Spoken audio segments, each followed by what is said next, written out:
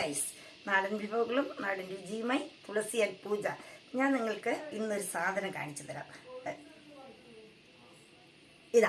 ഇതാണ് ഇതിൻ്റെ പേര്. ക്യാൻസറിനൊരു രാമബാണം. ഇത് കേരളത്തിലൊക്കെ ഇതിന് പറയുന്നത് മുള്ളാത്ത, ഇവിടെ ഞങ്ങളുടെ ഇവിടെ പറയും ലക്ഷ്മണപ്പഴം. ഇത് നല്ലോണം പഴുത്തിട്ടുണ്ട്. ഇതിനെ നമുക്കൊന്ന് പൊളിച്ചു നോക്കിയാലോ? കണ്ടോ? ഹായ്, നല്ല എങ്ങനെയുണ്ടെന്ന് കണ്ടോ? ഇതിനെ ഇങ്ങനെ ആക്കിയിട്ട് നമുക്ക് നല്ല രീതിയിൽ ഇത് തിന്നാൻ പറ്റും. ഇതിൻ്റെ തോലെല്ലാം ഇങ്ങനെ എടുത്ത് അടർത്തി മാറ്റിയിട്ടാണ് ഇതിനെ തിന്നുന്നത് കേട്ടോ. ഇത് ക്യാൻസർ രോഗികൾക്കെല്ലാം വളരെ ഫലപ്രദമായ ഒരു സാധനമാണ്. അതിന് വേഗം ചെറുതായിട്ട് തുടങ്ങുമ്പോൾ തന്നെ ഇത് കഴിക്കുകയാണെങ്കിൽ നമ്മുടെ എല്ലാ രോഗങ്ങളും കുറയും. അതാണ് ഇതിനെക്കുറിച്ച് പറയുന്നത്. മോനെ, ഇത് തിന്നു നോക്കി എങ്ങനെയുണ്ടെന്ന് നോക്കാം.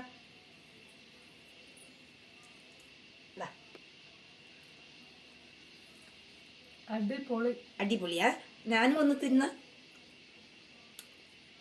ഹായ്, എന്താ ഒരു രുചി! നല്ല മധുരവും അതേപോലെ ഇളം പുളിയുമാണിത്.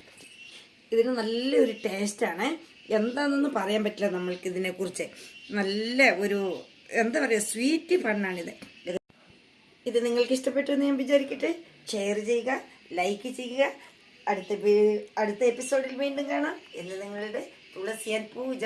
By bye, see U.